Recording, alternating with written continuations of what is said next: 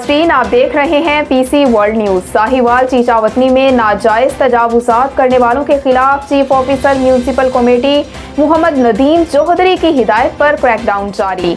हमारे नुमाइंदा अली हसन कसूरी की रिपोर्ट के मुताबिक चीचावतनी में शहर और गिरदोनवाह में नाजायज तजावुज़ात करने वालों के खिलाफ chief officer municipal committee Mohammad Nadeem Chaudhry की खुसूसी हिदायत पर क्रैकडाउन जारी।